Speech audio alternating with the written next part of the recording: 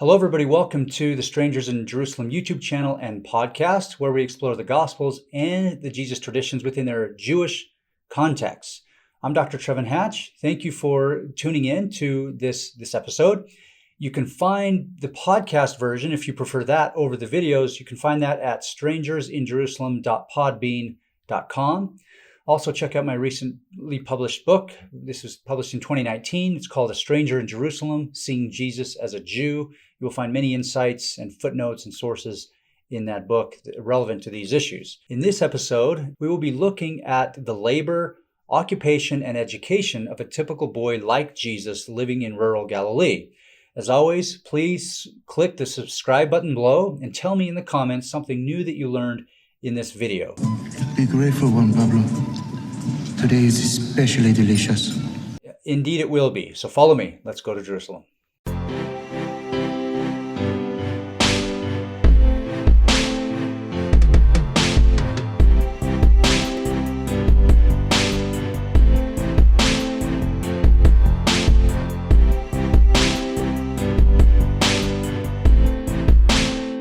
One of the obvious subjects that has garnered scholarly attention is the agrarian lifestyle and the economy of ancient Roman Palestine. It seems that most village folk worked and often struggled to produce more than what was just necessary to survive.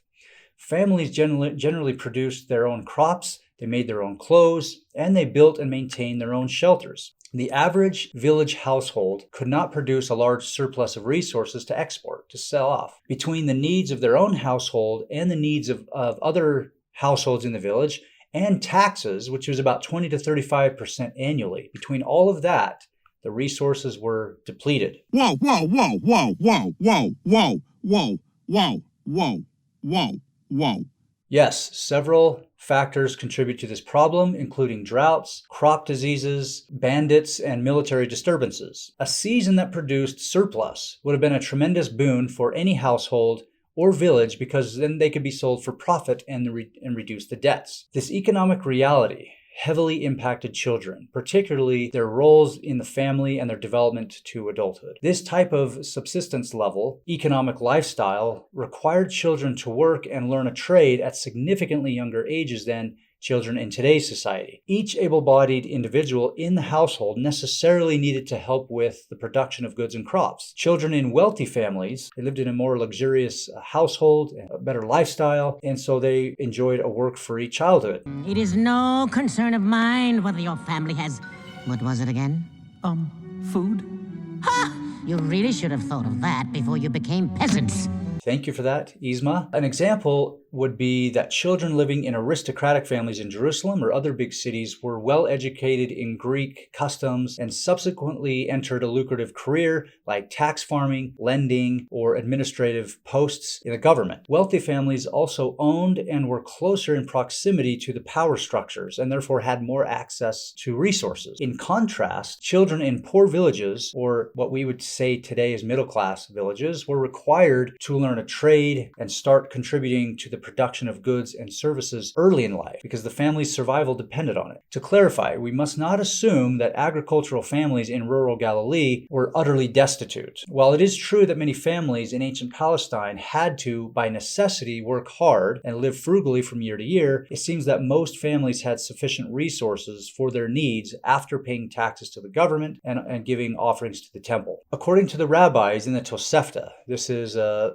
text dated to around 200 CE, the father was obligated to teach his son a trade. So here's the text I'll put up on the screen. Quote, "What is a commandment pertaining to the father concerning the son? It's to circumcise him, to redeem him if he is kidnapped, and to teach him Torah, and to teach him a trade, and to marry him off to a girl." Rabbi Judah says, "Whoever does not teach his son a trade teaches him to be a mugger." So you can get an idea of the types of duties that a father was obligated and the types of things that were important to them. This backdrop helps us place Jesus' childhood in context. His family had enough resources to survive, but Jesus would have learned how to work as a young child and would have been trained at an early age in the skill of his father. The King James Bible and other English translations suggest that Joseph and Jesus were carpenters. This is Mark 6:3 and Matthew 13:55. Our modern conception of carpenters is that they create and repair wooden structures. including all of the necessary smaller parts. Movies and art often depict Joseph and Jesus cutting wood beams and making furniture. In almost every Jesus movie, you will see them working with wood. The Greek word techtone, this is where we get where we get carpenter. Techtone denotes a much broader definition. A techtone was a builder. This is one who was trained in constructing door frames, doors, latches, beams for the roofs of houses, boxes, cabinets, plows, yokes, and boats. I mention all this because those are mentioned in the sources. Now you notice that all of those have to do with wood, but many commentators have suggested that because techtone refers to general builders, being a builder or a craftsman, they would have also worked with stone. In Hebrew, the word for carpenter also refers to an artisan and a builder who worked with many materials, including stone. This would especially be true concerning the rocky, mountainous Galilean environment in which Jesus was raised. The reference to techtone in Mark 6:3 or the son of a techtone in Matthew 13:55 may have been used by the authors as a literary device for their intended audience.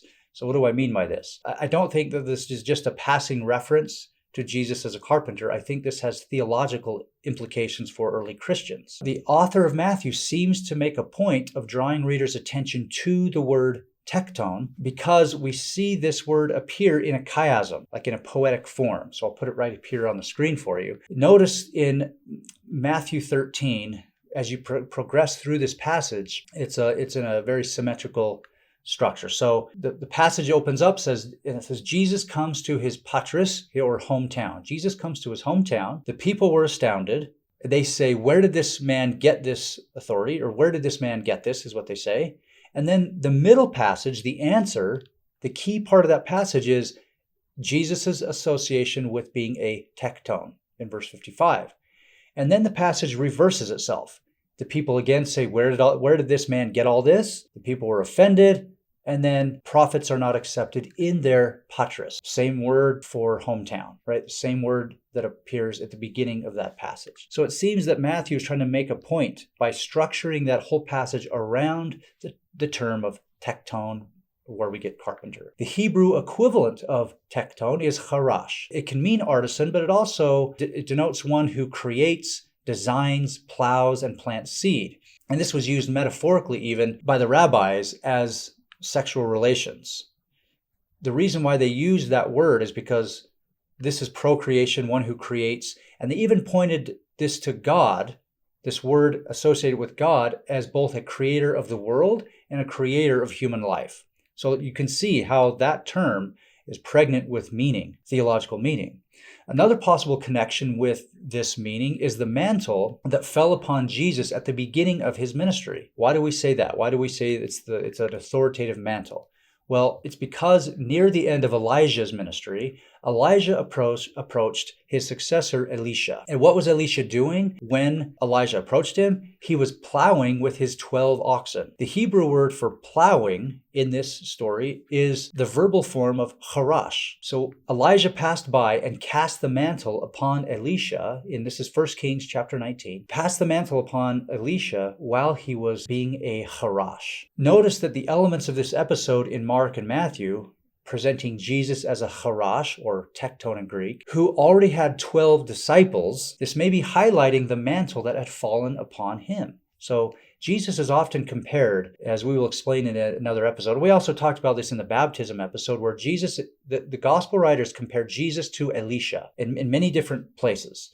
So they know that they have him in mind as they talk about Jesus. So it's not a stretch, this interpretation, to show that where Jesus called 12 apostles and then he's called a techtone or a charash in Hebrew is sort of echoing Elisha's experience when he received authority from his predecessor. And notice that Jesus' predecessor, according to the Gospels, is John, who was compared to Elijah. Okay, so note also that 12 oxen is associated with Solomon's temple. This is the molten sea was located on the backs of 12 oxen. This is 2 Chronicles chapter 4, verses 2 through 4. The authors of Mark and Matthew seem to have borrowed concepts from the Hebrew Bible, from the Hebrew Scriptures, in order to link Jesus with the temple, the most important institution for the Jewish people and their relationship with God. Those closest in proximity to God were the architects of the temple. temple. The Hebrew and Greek words for craftsman, charash or techtone, is often directly related to those who served in various capacities in constructing the tabernacle and the temple. So here, I'll put up on the screen, you can see these references: Exodus 35:35, Exodus 38:23, 2 Kings 22:6, 1 Chronicles 22:15, 1 Chronicles 29:5, 2 Chronicles 24:12, 2 Chronicles 34:11, and Ezra 3:7. I apologize, that's a big long list, but those of you who want to look those up, I'll put them on the screen, and those of you who want to look those up, you can look those. You can see how a craftsman or a tradesman directly associated with the temple has that word associated with him. So here's an example. The lesser known key figure in Exodus, Betsalo, this is a guy who was charged to build the tabernacle. His name actually means in the shadow of God. Betsalo, in the shadow of God. He was from the tribe of Judah and was called by God as the chief architect, or a techtone. In his role, Betsalo was quote, filled with the Spirit of God in wisdom and in understanding and in knowledge. This is Exodus 31:1-5 and Exodus 35:31. God provided an assistant for Betsalo, and his assistant was named Aholiab. His name means Father's Tabernacle. He was given increased understanding and wisdom in relation to his role as a techtone to construct the tabernacle furniture and the Ark of the Covenant. You can check out Exodus 31 and 35 and chapter 38. Not only was the connection made in the Hebrew scriptures between techtone and tabernacle, but later Jewish commentators associated the word craftsman with scholar, probably based on Betsalo and Oholiab being blessed with increased wisdom and knowledge. And note that Jewish sages associated both the Hebrew and Aramaic words for craftsman with recognized scholars who teach God's word, sages. Okay, so that's a little bit of an aside, a theological aside on Carpenter and how that is understood in antiquity.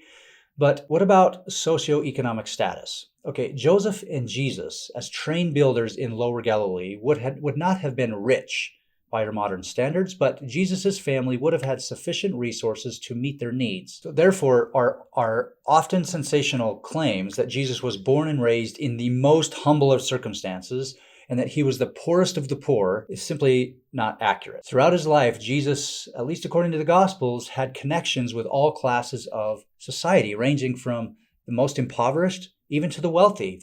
You think about people like Nicodemus, and even Peter had a house, had resources.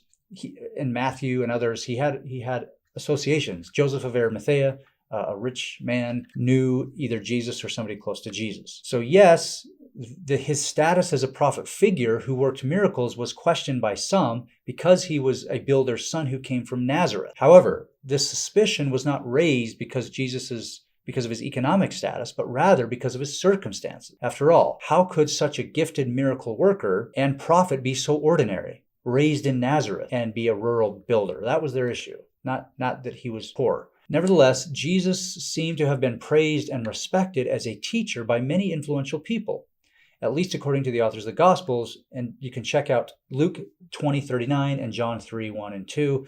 These are more aristocratic, wealthy people coming to Jesus to speak with him. It seems unlikely that he would have garnered positive attention from so many people if his family was from the lowest socioeconomic class. Jesus' childhood had prepared him to be educated, socially savvy, and economically competent. Another issue worth considering here is the education of Jewish children, and especially boys in ancient Judea and Palestine. Very little literary or archaeological evidence exists of a systematic and extensive primary and secondary education system in first century Palestine. Greek and Roman children, at least those from wealthy families, received formal education in classrooms typical among modern societies today. Lower class children received no such formal training, but they learned a trade. In Jesus' case, he learned to be a builder. Estimates on the percentage of children who attended school is about 5 to 15%. I think 15% is even high, but 10% or lower. Consequently, very few people in Greco-Roman world were literate. The percentage of literate peasant children in Galilee may have been on the lower side of the scale. From the dearth of primary source material available, it seems that the home was the primary educational institution for most Jewish children. The level of rigor of the child's education was contingent upon the parents' knowledge base. But what can be said of religious education? How would Jesus have learned about the stories of the Hebrew Scriptures and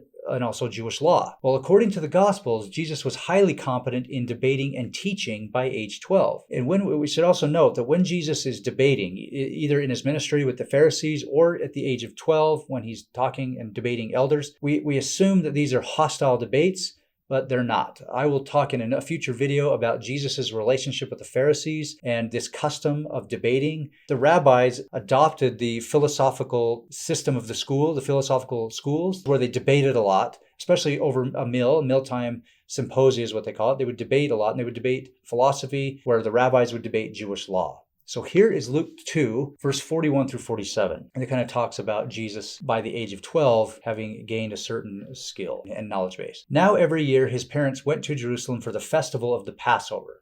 And when he was 12 years old, they went up as usual for the festival. When the festival was ended and they started to return, the boy Jesus stayed behind in Jerusalem, but his parents did not know it, assuming that he was in the group of travelers that they went a day's journey. Then they started to look for him among their relatives and friends. When they did not find him, they returned to Jerusalem to search for him. After 3 days, they found him in the temple, sitting among the teachers, listening to them and asking them questions. And all who heard him were amazed at his understanding and his answers. Now, this didn't only happen to Jesus. This happened to other people. Here's an account of Josephus, our first century Jewish historian. He's got a similar account here. Here's what he says. While still a boy, really about 14 years old, I used to be praised by everyone because I was a lover of books. The chief priests and principal men of the city would often meet to understand the legal matters more precisely with my assistance. A few years later, Josephus says, that when he was 16 years old, he began learning from a tutor, a desert dweller named Bannus. Notice that it's potentially that Jesus's tutor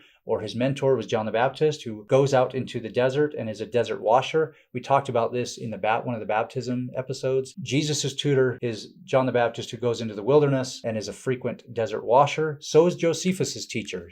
This guy named Bannus is out in the wilderness, and Josephus studied with him, and he learned for 3 years, studied with this guy for 3 years about the various Jewish philosophers and philosophies: Pharisaism, Sadduceeism, and Essenism. Pharisees, Sadducees, and Essenes. And he learned about their differences of interpretation of Jewish law. So how did youths like Jesus and Josephus acquire their knowledge in their early years of adolescence? Well, according to Jewish law, most young Jews received religious training at home. For example, Jewish parents would have been aware of the injunction in the Hebrew scriptures, this is in the story of Abraham, to, quote, charge his children and his household after him to keep the way of the Lord. A few passages in Deuteronomy explicitly command parents to teach their children the laws. Quote, recite them to your children and talk about them when you are at home and when you are away, when you lie down and when you arise, unquote. That's Deuteronomy 6:7 and 11:19. Later Jews, including the Jewish philosopher Philo, understood from these very verses that the obligation to transmit knowledge of commandments and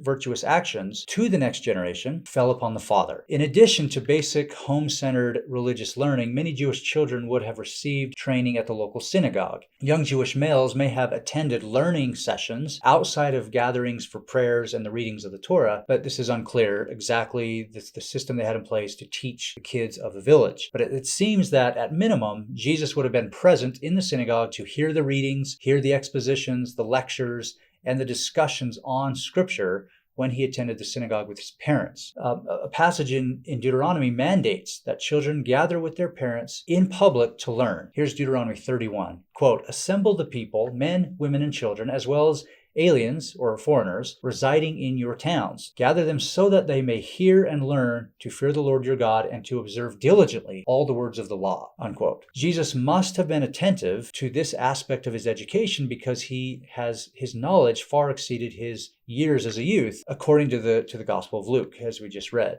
That's all for this video. Thanks for watching. Again, subscribe if you enjoy learning about the Jewish context of Jesus' ministry. Also, please tell me in the comments something new that you learned in this episode. But as always, you will find this information and many other details in my book, A Stranger in Jerusalem, Seeing Jesus as a Jew.